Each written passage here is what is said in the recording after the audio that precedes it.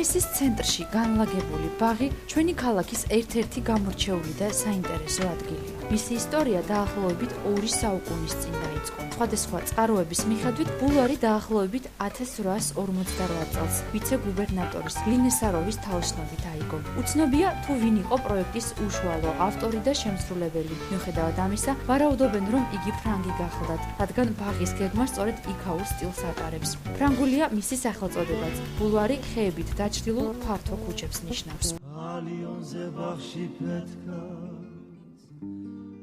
ქალაქის ბულვარის მშენებლობა ცენტრალურ მოედანზე ხეების დარგვით დაიწყო და თანდათანობით გაგრძელდა. გასული საუკუნის 50-იან წლებში ბაღს კვადრატის ფორმა ჰქონდა. იგი 4-ვე მხრიდან ტიტლად შეღებილი ღობით იყო შემორაგული, რომელსაც პარალელურად ხეივანი მიუყვებოდა.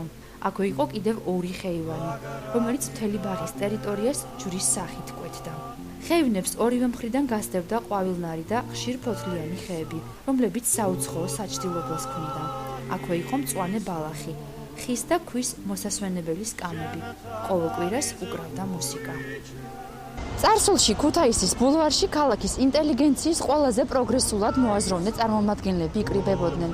სწორედ აქ ირჩეოდა ქალაქისა თუ მსოფლიოს მნიშვნელოვანი მოვლენები. სწორედ ამიტომ დიდმა მგოსანმა აკაკი წერეთელმა ქუთაისის ბულვარს ერთგვარი პარლამენტი უწოდა.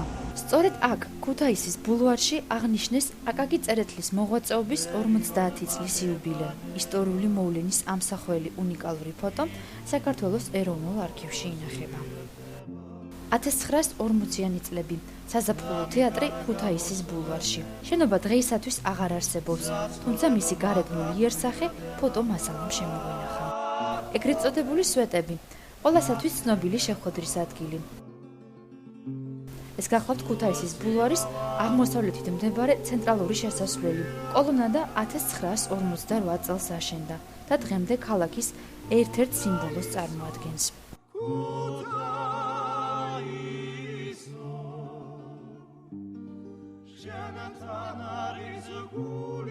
დღეისათვის ქუთაისის ბულვარმა ძველებური იერსახე საბოლოოდ შეიცვალა, თუმცა წარსული სურნელი აქ ჯერ კიდევ ტრიალებს, ასე რომ შემოიარეთ და დაისვენეთ. შენთან არის გული